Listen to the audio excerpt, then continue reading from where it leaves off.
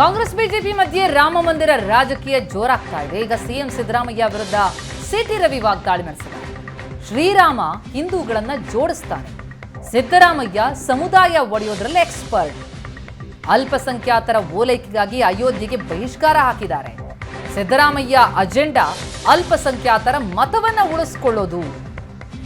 ರಾಮನ ಕಾರ್ಯಕ್ಕೆ ನೆರವಾಗುವಂತಹ ಗುಣ ಕಾಂಗ್ರೆಸ್ ತೋರಿಸಿಲ್ಲ ಅಂತ ಕಾಂಗ್ರೆಸ್ ವಿರುದ್ಧ, ಜೊತೆಗೆ ಸಿಎಂ ವಿರುದ್ಧ ಸಿಟಿ ರವಿ ವಾಗ್ದಾಳಿ ನಡೆಸಿದ್ದಾರೆ.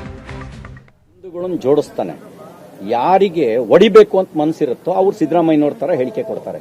ಸಿದ್ದರಾಮಯ್ಯನವರು ಹಿಂದೂಗಳನ್ನ ಒಡೆಯೋದ್ರೊಳಗೆ ಎಕ್ಸ್ಪರ್ಟು. ಕಳೆದ ವಿಧಾನಸಭೆ ಚುನಾವಣೆಗೆ ಮುಂಚೆ 2018ರಲ್ಲಿ ವೀರಶೈವ ಲಿಂಗಾಯತ ಅಂತ ಒಡೆಯೋ ಪ್ರಯತ್ನ ಮಾಡಿದ್ರು. ಅದರ ಪ್ರೊಡ್ಯೂಸರ್ ಯಾರು? Siddaramaiah was A producer. ಅದಕ್ಕಾಗಿ ಡಿ.ಕೆ. ಶಿವಕುಮಾರ್ ಅವರು ಕೆಪಿಸಿಸಿ ಅಧ್ಯಕ್ಷ ಆದ್ಮೇಲೆ ಕ್ಷಮೆಯಾಚನೆ ಮಾಡಿದ್ರು. ಒಡೆಯೋದ್ರೊಳಗೆ ನಿಸ್ಸೀಮ್ರು ಯಾರು ಅಂತ ಅವರೇನೆ. ಅವರ ಅಜೆಂಡಾ ಸ್ಪಷ್ಟ. ಅಲ್ಪಸಂಖ್ಯಾತರ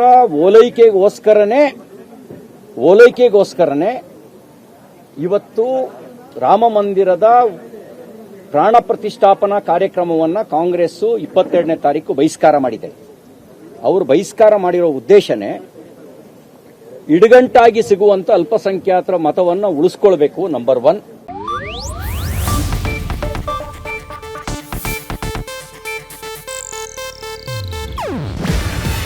ಇದು ಏಷ್ಯಾನೆಟ್ ನ್ಯೂಸ್ ನೆಟ್ವರ್ಕ್ ಪ್ರಸ್ತುತಿ.